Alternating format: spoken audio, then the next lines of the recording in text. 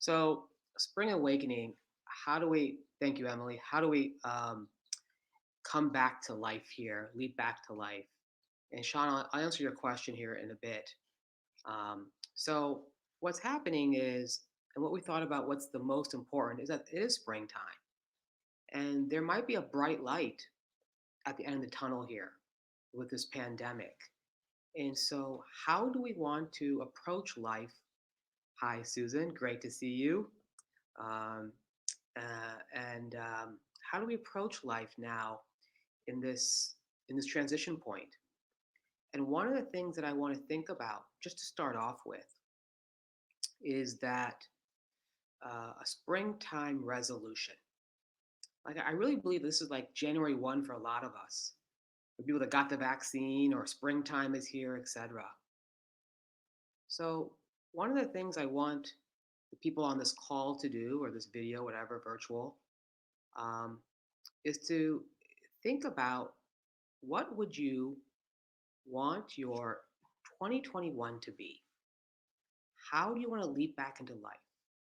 Because the goal or the resolution or thought thing that you thought about in January may be completely different now. So please take just a minute or so and think about that. And you have paper and pencil or your computer, just jot a note down about that. Or just make a tickler about how would you want the rest of 2022 to go? If you have a goal or what's one step could you take towards that?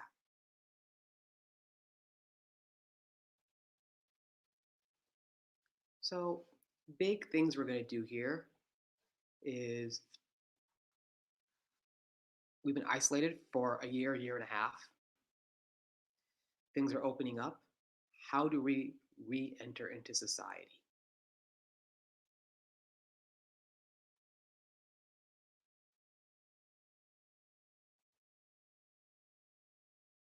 The three or four big things we want to cover: the hygiene hypothesis, vaccines, adults and kids, some daily routines, and Q&As.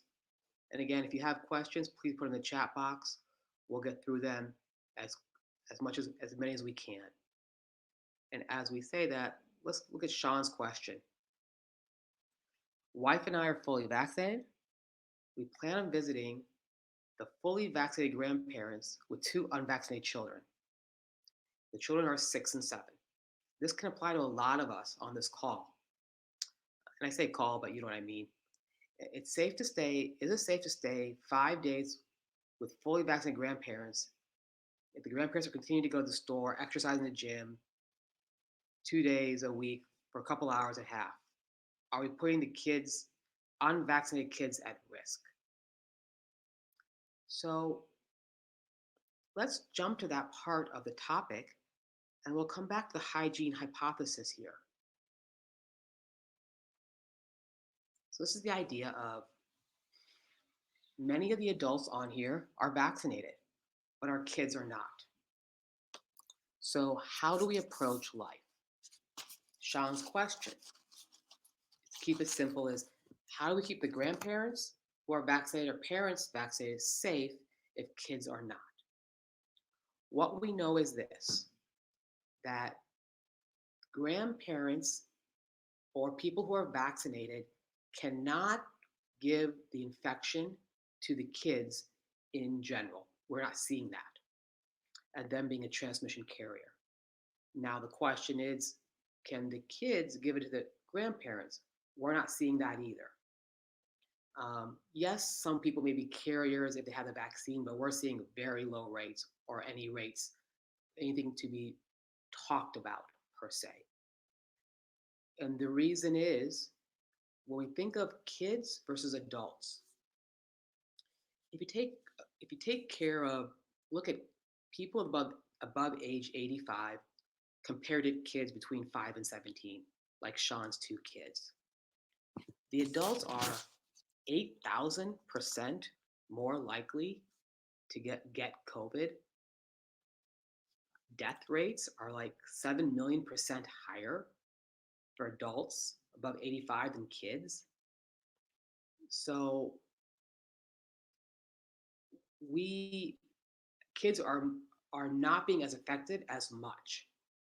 So this is a really important thing.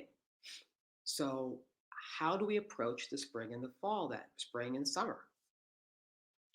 Number one, let's talk about people that are vaccinated adults versus kids that are not. The people that are now vaccinated can be in households without mask indoors with people who are unvaccinated 2 weeks after their second dose. So that's great. So now everyone can have a meal in their house, even if the kids are not vaccinated, assuming, vaccinated adults, unvaccinated kids. Now, what about play dates? How do we say there? So, because kids are not vaccinated, we recommend play dates to happen with kids outdoors rather than indoors. Indoor play dates still with mask. What are we saying this summer to avoid? If we go on holidays or vacations, holidays is a very European term, way of saying it, is that we would avoid the large crowds that are indoors, whether movie theaters or indoor amusement parks, etc. And Hadaya, and I apologize if I'm mispronouncing it, is that why aren't kids affected in the same way? So we find to be many reasons. Number one, kids are healthier in general than adults. As we get older as adults, we have more illnesses, obesity, high blood pressure, stress, sleep less, etc. The immune system is worse as an adult than as a kid. Um, and then different bugs affect different generations differently too. Some bugs we know the kids get more, some bugs we know that adults get more. So that's a few things that we're finding about this. Schools, I know this has been a hot topic. What we're finding now is that it is safe for teachers and kids to be in the same room as long as they're following all the guidelines. The questions that are interesting also is summer camps. Can summer camps happen? The answer is yes, based on the guidelines we're seeing. So now the adults can be the camp supervisors, they're safe and the kids are safe doing that whole process. Again, following guidelines, but so that's great. Now the question is, when will people between 5 and or 12 and above be able to get the vaccine? And how about 5 and above? And then below 5. So we now have a timeline that I've heard. So hopefully by this fall, we should be getting the approval for 12 and above to get vaccines. And then early 2022 should be about 5 and above. I've not heard any timelines for children below 5. But what we want to remember big picture about vaccines and kids is that the pandemic isn't over. Yet there are certain things we can now do that we couldn't do before. And that's including seeing family, indoors, having meals, breaking bread. Do people have any questions about this topic, about if you're vaccinated but your kids are not, or anything else on this? If so, put in the chat box.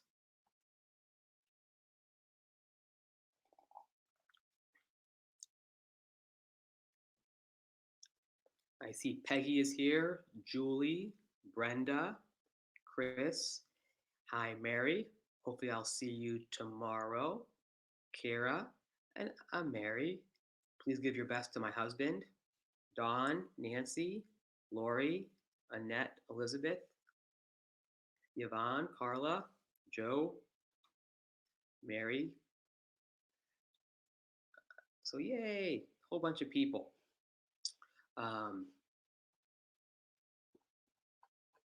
So I think that's all for this topic. Let's move on. The hygiene hypothesis. Some of you have heard of it, some of you haven't. But this is another part of reintegrating into society. Just like we have muscles, like our muscles in our arms and legs, or we exercise. If someone does weightlifting, um, and if they stop weightlifting, their muscles are not as big or they can't lift as much. Or if they run a lot, stop running, they get weak. Same thing happens to the immune system. And weak is not the right term, is that our immune system, for many of us, for the past year, have not seen most of the bugs in society. The reason why the flu has gone down so much is the way the flu gets transmitted. Most of us are not in those environments anymore in the past year.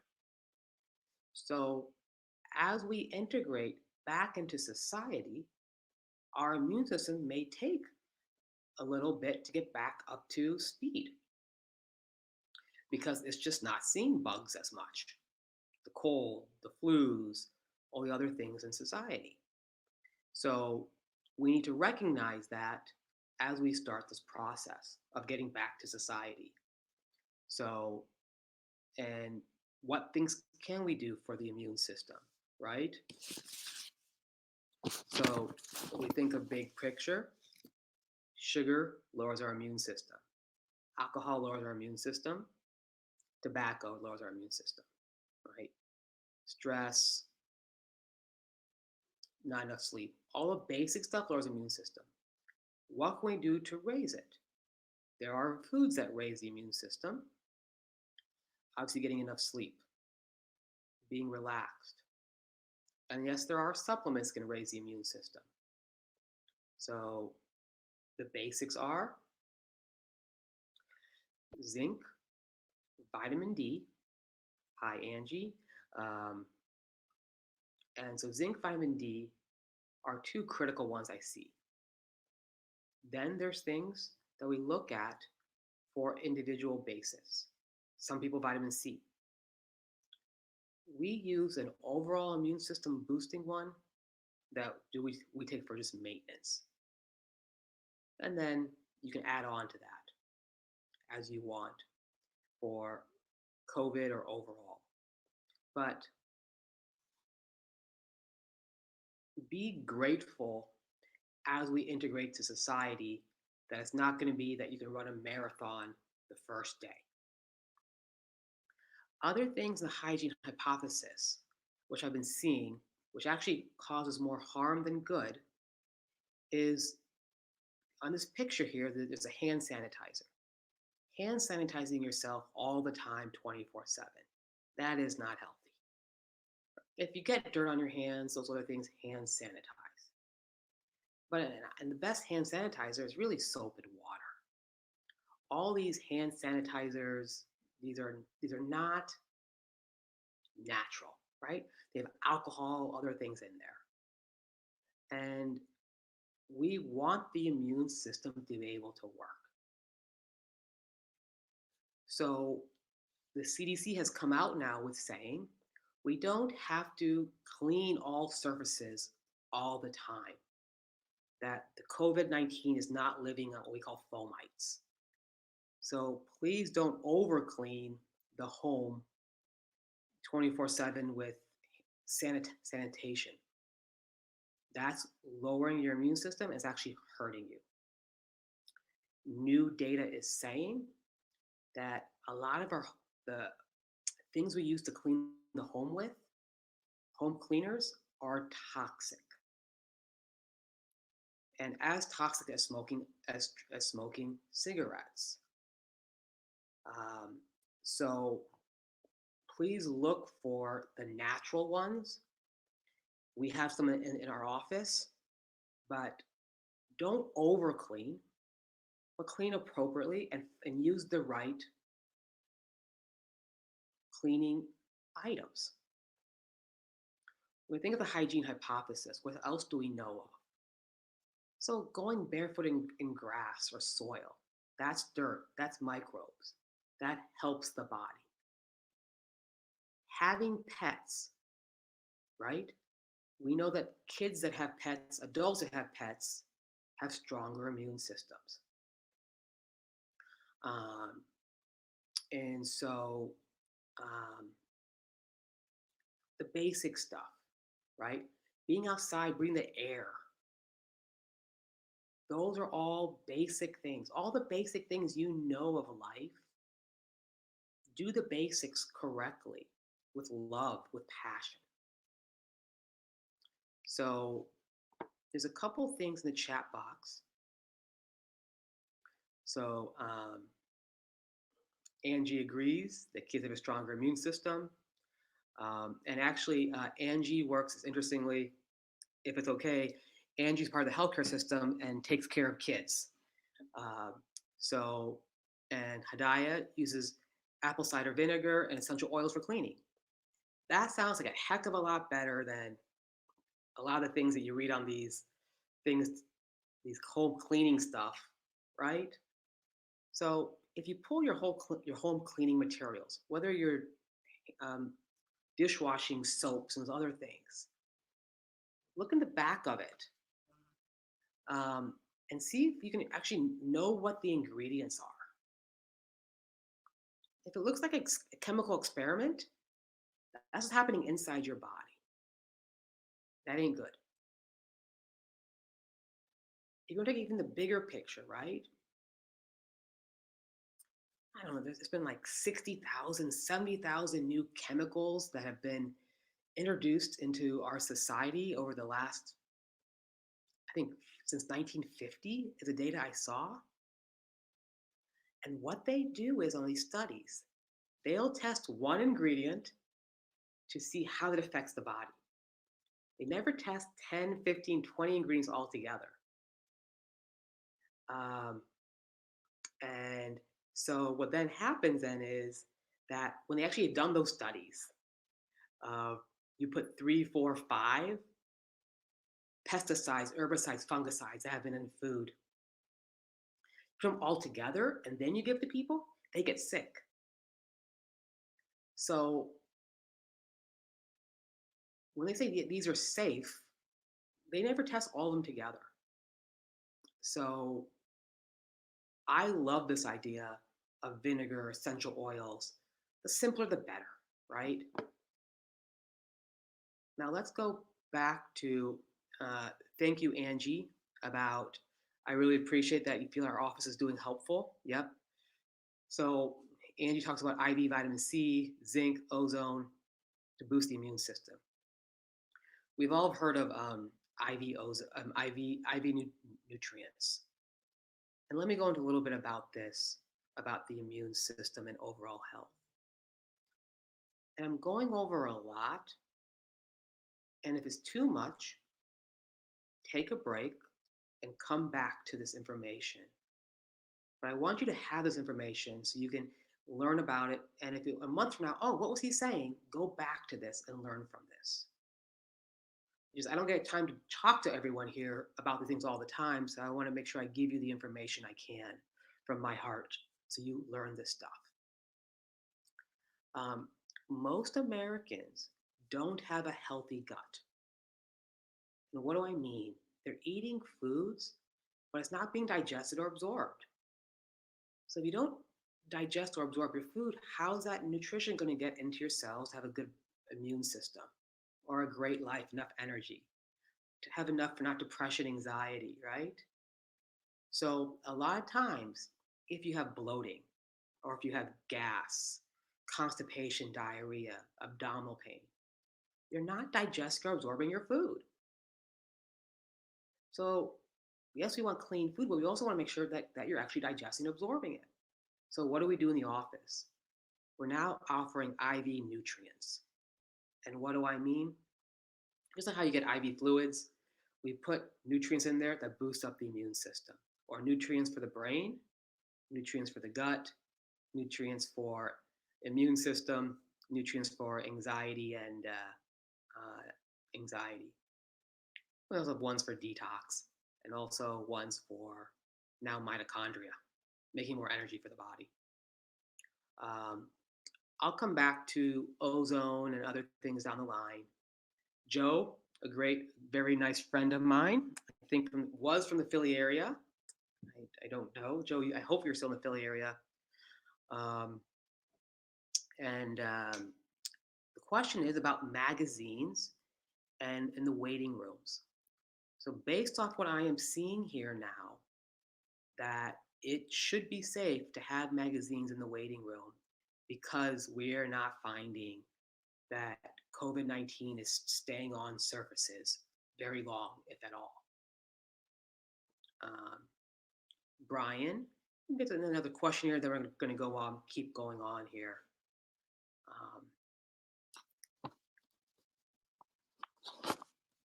Um, Brian has been outside digging and building in the soil, growing his own plants from seeds to food. Every day cleaning out culverts from 4 ponds that have beavers. And this is to put onto some type of mound. So let's talk about this and overall health, what Brian is saying. This is great. This encompasses so many parts of health. One being outside. You're getting natural air. You're getting sunlight, outdoor light. And why is that outdoor light important? Outdoor light, the body needs at least an hour that a day of outdoor light to do its physical functionings. And it's way beyond vitamin D. I even saw a study about the sunlight gives you nitric oxide, which has been shown to lower COVID and COVID stuff. He's in the soil. And what does that mean? He's getting microbes. That's going to help the immune system. He's digging. So he's actually doing physical labor, right? And he's growing his own food. And we all know, if anyone has a garden here, how much it tastes different if we grow their own food or another. My mom does. It tastes so different. So that's great. So people that are gardening, that is great for your health. I made a little boo-boo. I did not plug in my computer. I'll be back in a second.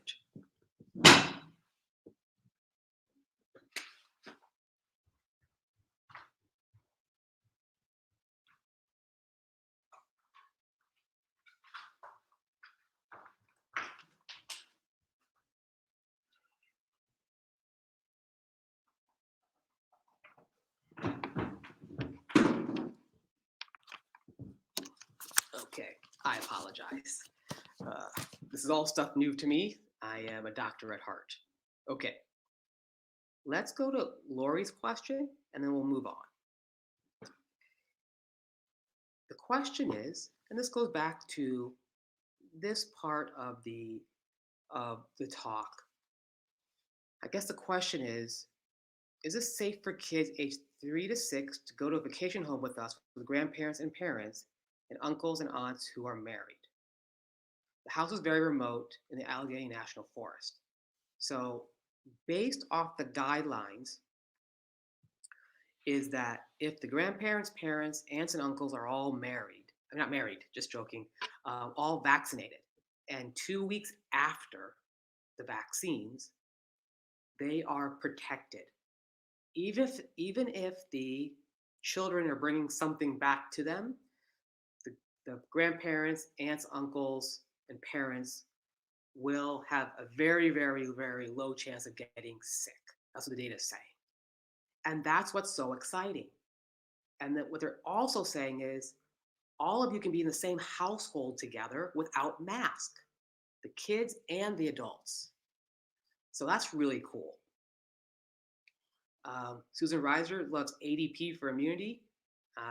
So Susan, I love that supplement. ADP is a supplement of oregano oil. And I'll say something off the record, we're getting very good results with that for the immune system. Lori asked another question.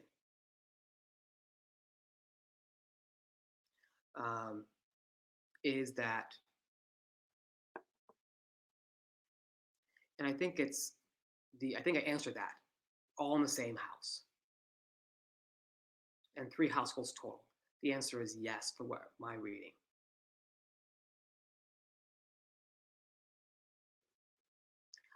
Joe, my apologies. Joe, Joe was there back when I was at OSU with the wife Kathy. I have another friend, Joe Katiani, a physician out in the Philly area. My apologies. And Kim's love getting dirt, gets love getting dirty, which is awesome. Um, the so let's move on a little bit here. And I love the questions. I love these things because me and the team, we're all doing this to help you guys out. Because we want that you guys feel supported with getting back into life. Um,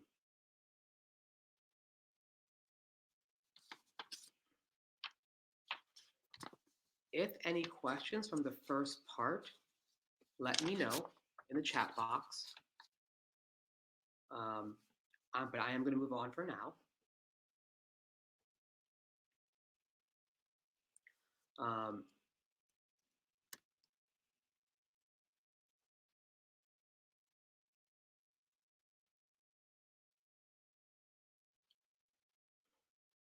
So Susan has an idea.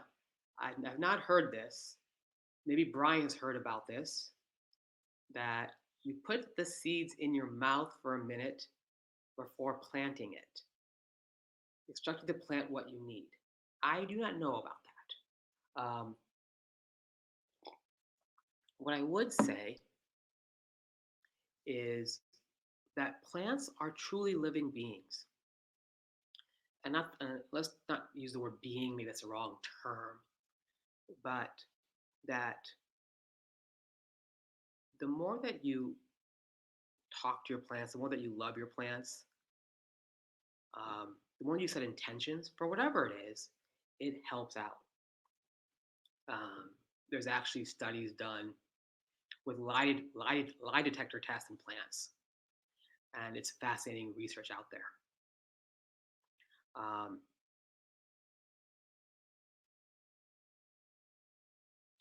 So Kim is asking some natural antihistamines. It's a very good question. So one of the number one things we see is called quercetin. Quercetin. And that is a very nice antihistamine. In the office, we have a supplement we call Hista-Ease. Includes that plus other herbs in there. And we find that to be very effective, even compared to some of the things that are over the counter. But let's talk about allergies for a second, because it is allergy season, and this will go into spring loading your routine here. How do we find allergies? Let's take a couple steps about this. A little bit broader than just antihistamines. Why do we get allergies? We have an imbalance of the immune system. And if you look in the chat box, Heidi is asking about autoimmune. The same thing. COVID, allergies, autoimmune is all on the sliding scales. The immune system is not balanced. So our body is over attacking things it shouldn't attack. Pollen, ragweed. We've made these into evil things. Pollen isn't evil. Ragweed isn't evil, right? Black mold, yes, that's evil, right? Black mold will kill us, but pollen shouldn't hurt us. And when it does, it says that our immune system is not balanced or our detox isn't balanced. So let's take a step back about detox. Let's divide up this in two parts. And Susan Reiser, who's here on this chat box and here, helps with the detox part. So let's do detox, and then we'll come back to the antihistamines. Let's talk about your sense of smell. And my patients know I ask this question when you first come in. Um, when you go into areas of strong odors, perfume stores, candle stores, etc., um, does that bother you? The detergent aisle of a grocery store. And please write down your answers in the chat box. Let's make this interactive. So does that bother you or not? Will you go into those areas or would you avoid them? So let's say it this way. Areas that smell, would you go in or would you avoid? Pick those two things. And I'll tell you the significance that if you smell it, and yeah, you may get a little sense of it, but you still go in with your friends or family, etc., then in general, you'll be able to detox it, get rid of it from your body, whether it's pollen, ragweed, or perfumes with other things.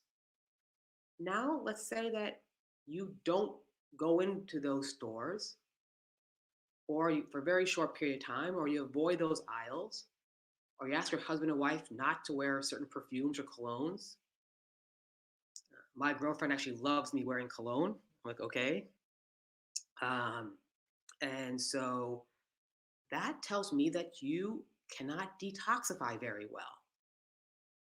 So when we look at Lori, Emily, Yvonne, Joe, maybe even Kim, those tell me that you're not detoxing well. So you don't detox well, these things build up in your body.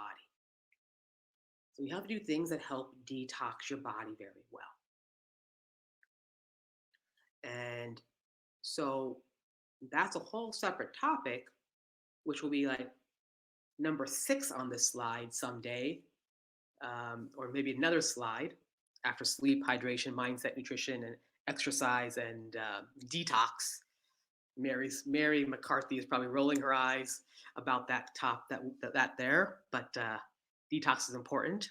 Um, the So what is one thing you can do is saunas can really help detox. And if people have not been to Thrive Massage Wellness in Gahanna, or if you just type in Thrive, and Susan, if you want to write down the name of your company in the chat box, I think it's Thrive Massage Wellness. They have detox, they have saunas there, which are great for detox. You can do supplements, there's nutrition for detox. That's one path. Ozone for detox. Now, the other, thank you, Susan, the Thrive Massage and Wellness. The other part is this antihistamines other parts.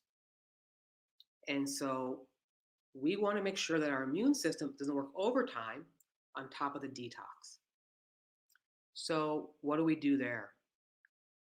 We then work on foods that are low histamine.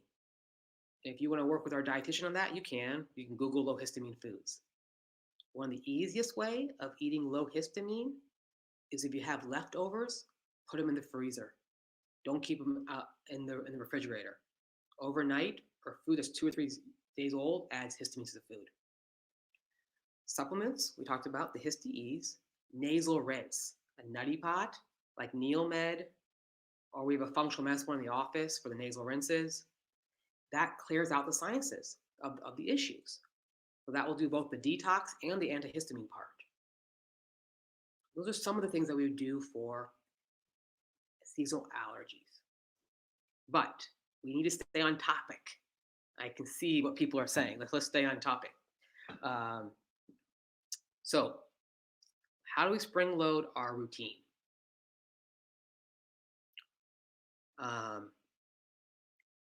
Sleep.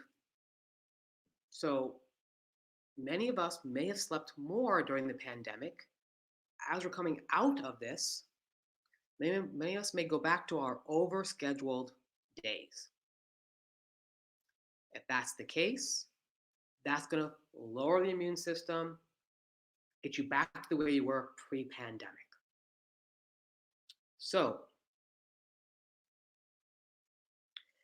as you're thinking about spring loading your routine, I want you guys to have another question. And these will be two questions here. Question one: what habit or something good that you were doing in your life pre-pandemic that you are no longer doing?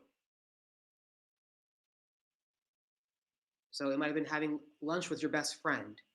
It might have been seeing grandparents once a week. Or put in the chat box something good that was happening that you are no longer doing because of the pandemic. It might be doing saunas. It might be going to the gym. But please write that down in the chat box.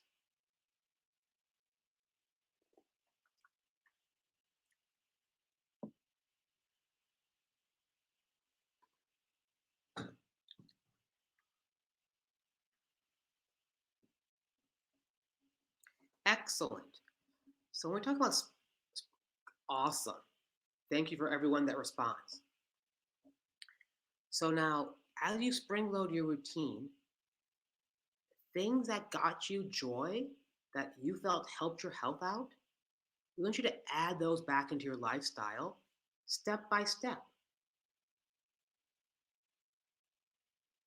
So maybe one of your action steps, if we go back to the very beginning of an April resolution, maybe the things that you were doing, not doing now, maybe some of the things you can do safely right now.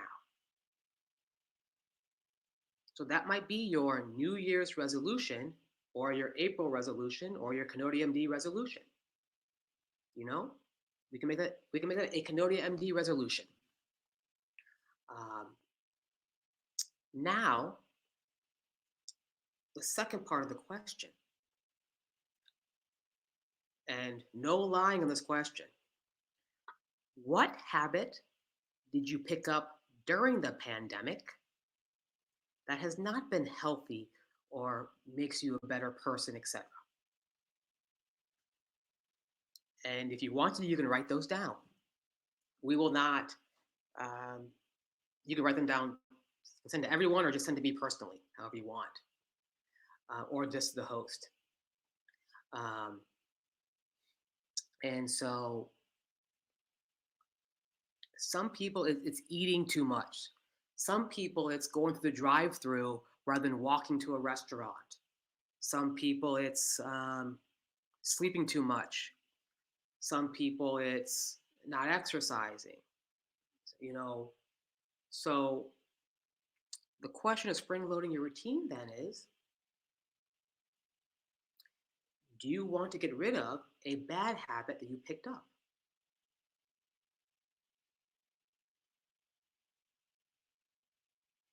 So maybe one of those two things you may want to do as a resolution.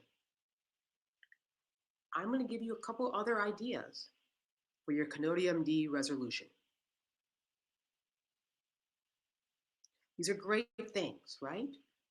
The things that you guys are writing in here, these come to your surface so you can make adaptations to your routines if you want to. That's what we want, lifestyle alignment. So now going back to sleep. Thank you for all these things, Brenda, everyone here, and Angie, Julie, Kim. So sleep. 4 things there. Let's take at the big pictures. Some of you have heard this, some of you haven't. Great job, everyone, being interactive. I love it.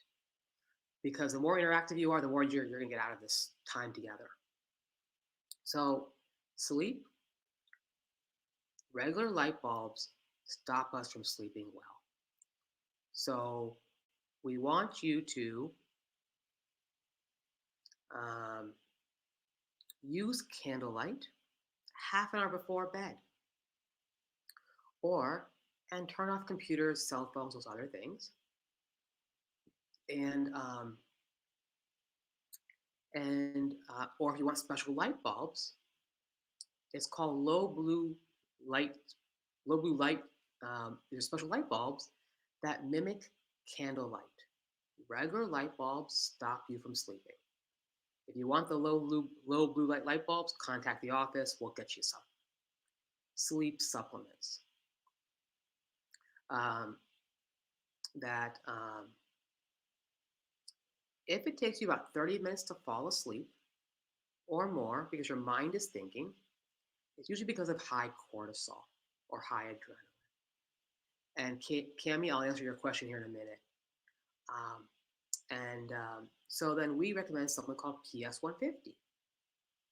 And we recommend something called sleep writing.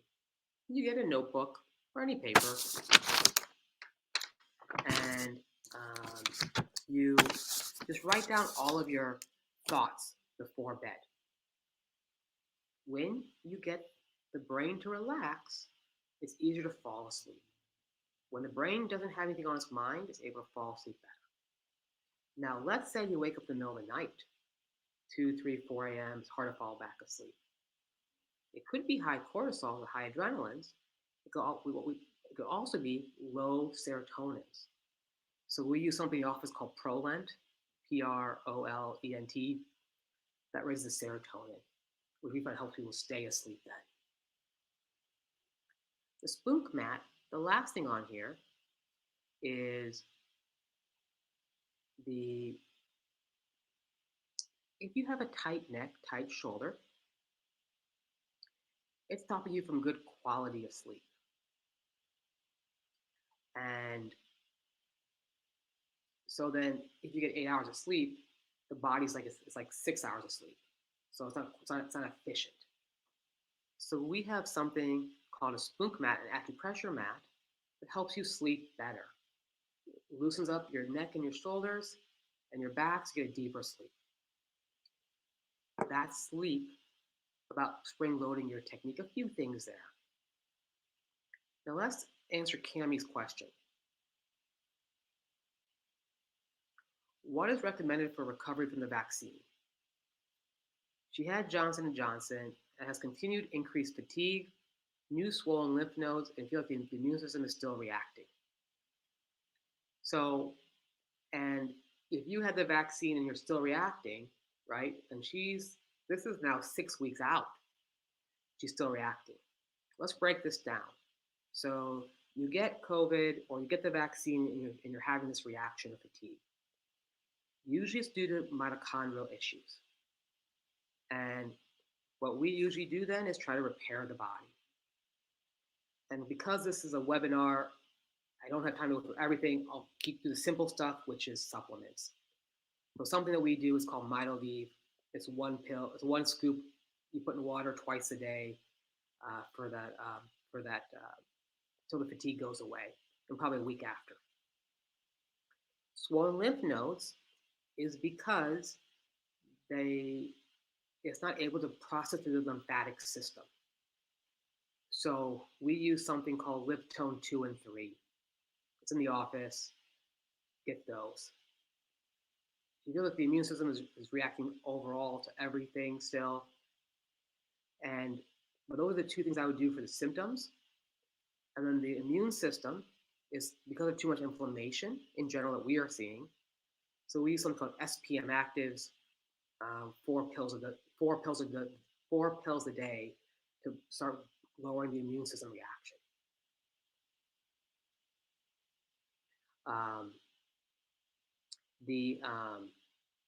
So there's a cookbook question: cook once, eat all week. Not a cookbook question, but it's a cookbook. Cook once, eat all week. We have that, and our patients love it.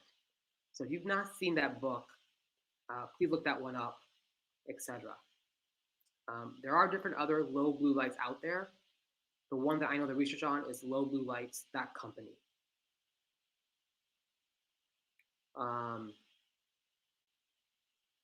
So here's a healthy habit question by Julie. And this goes to the exercise part.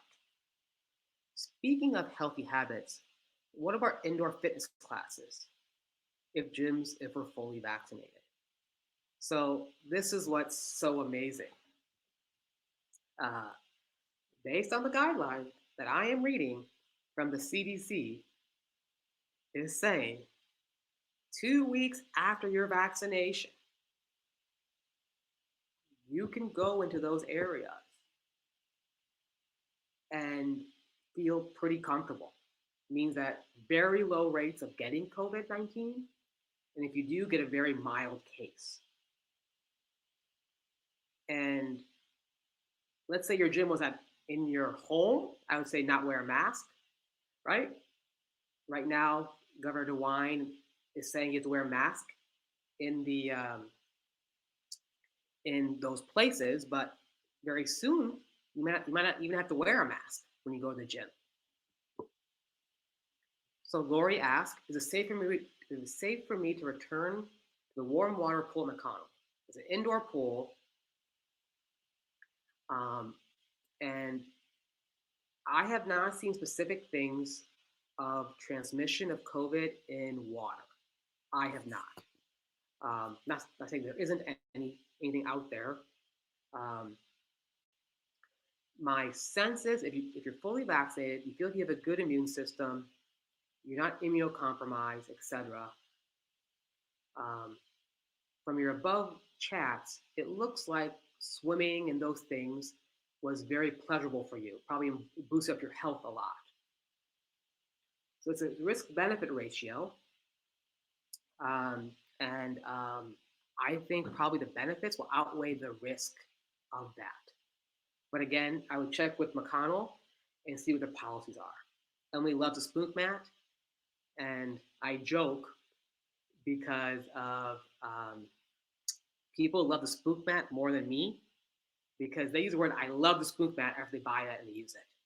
Um, Let me go a little bit more of our exercise here for a minute, so we get to these things here. Um, Exercise is personal. So what I mean is, don't try to do what everyone else does. Figure out what works for your body for exercise. If you're a type A person, don't do high intensity interval training, the HIIT stuff. Do more things that are relaxing. Might be yoga, tai chi, walking, stretching. If you're more of a couch potato, do more things energizing like cardio. But personalize this. When we think of exercise, I think of at least four different parts of this. There is cardio, there is weightlifting, there is flexibility, that's critical, and there also is balance. So as you do these things, look to incorporate all of these things, not at once, but build your routine so you can have all these different parts of exercise or physical activity. So if we go back to Brian, who was I think digging and those other things, that's physical activity. That's great. That's a type of exercise. The last thing on this slide is seeing the new smoking. So I actually coined that term. I don't even know, 2011 maybe, or maybe 2012. But we want half your day to be standing. So not sitting at a desk and chair all day long. Now, we have another question here by Julie.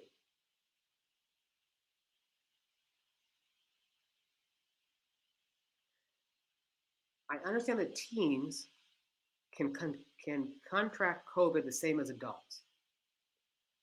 I think that the teen rate is less than adults, but is definitely probably more than between people at 5 and 12. So the 14-year-old should still follow the guidelines, which is that um, to wear masks, when they're on other people, other kids, indoor activities, all those other things. Um, and so, um, but what's really cool is that just I saw pass in the state of Ohio This will apply to people that got the vaccine that 2 weeks later, that if you become exposed, you no longer have to quarantine yourself. And I know this is a big issue with athletes. One of my staff members has a grandchild who plays high school sports.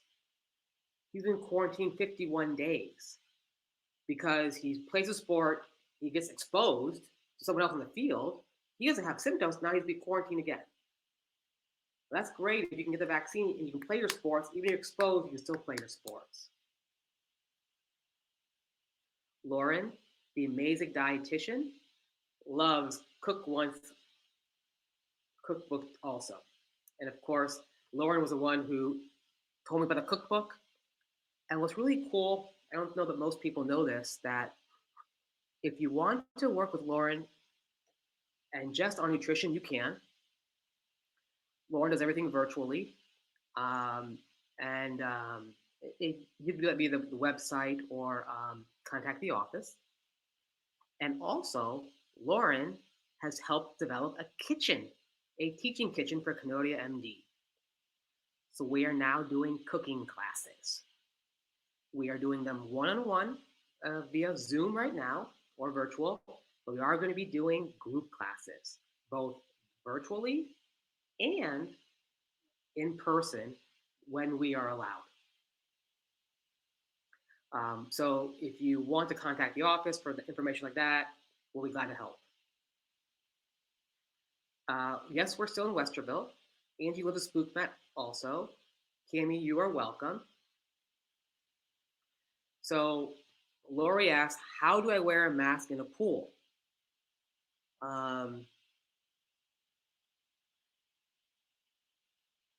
So based on the guidelines, right, that I have read, is that if you're vaccinated,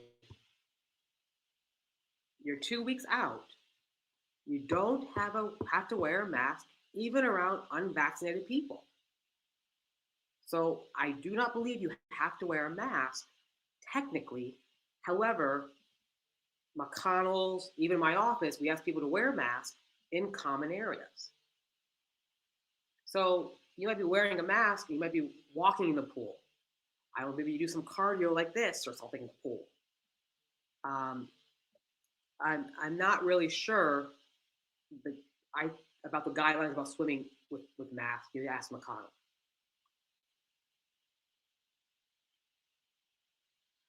So Beth asked a question about exercise.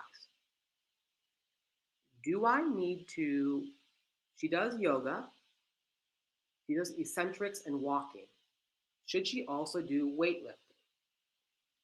And the answer is one of the number one reasons we number one factors of how long someone lives is muscle mass.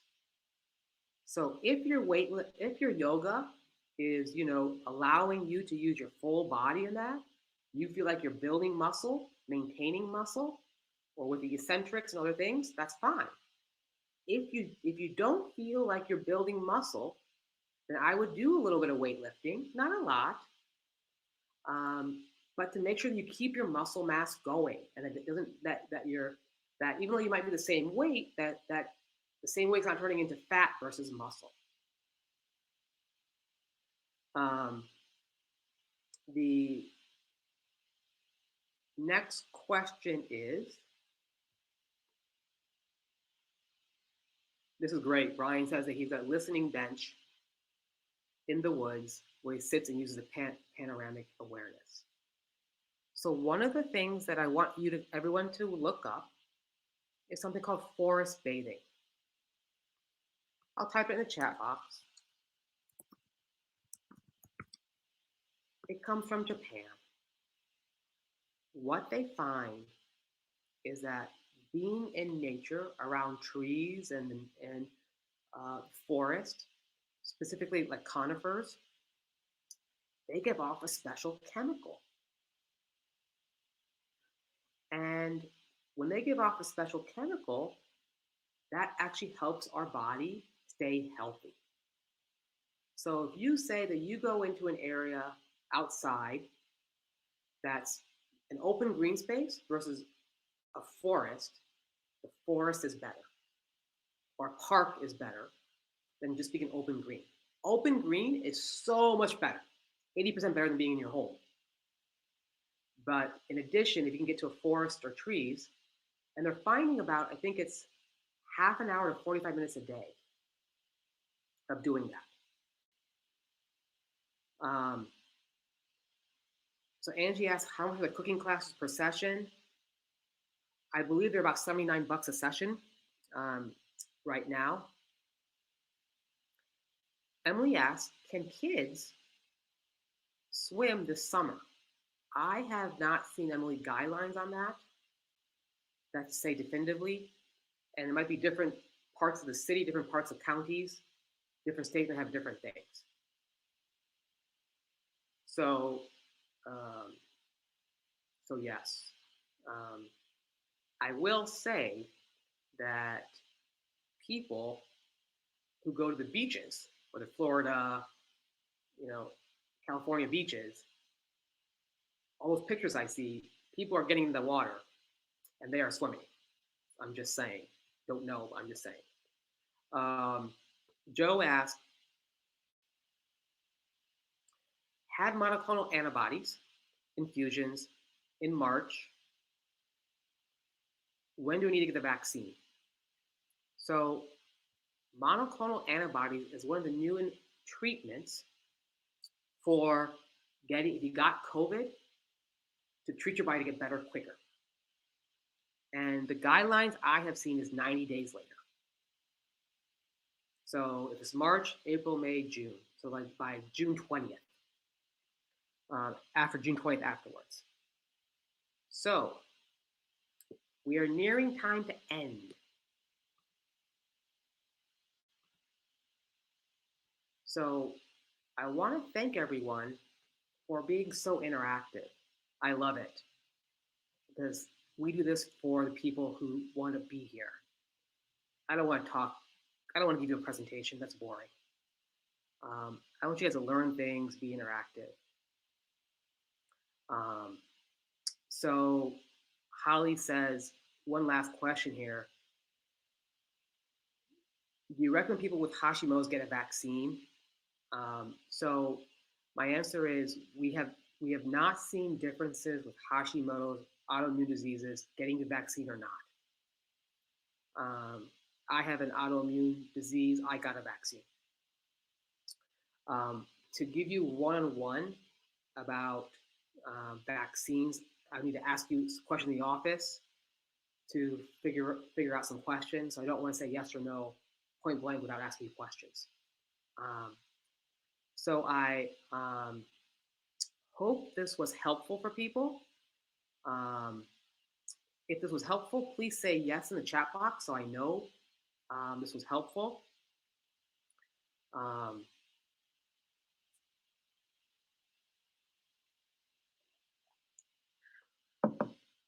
So I really appreciate the feedback because we want to do this stuff for you guys. Interesting. So the question is, can you do on autoimmune and vaccines? That's something that we can consider. So thank you guys for all the positive feedback. Hocking Hills is a great place. That's a good idea. I need to take my girlfriend there sometime.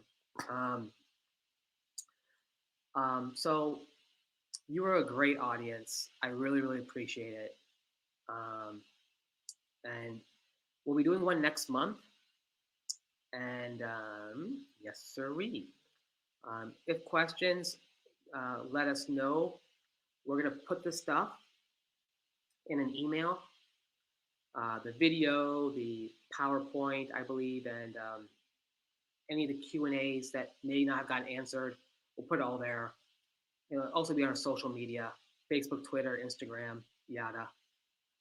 Everyone have a great day and a great evening, and look forward to seeing everyone soon. Bye-bye.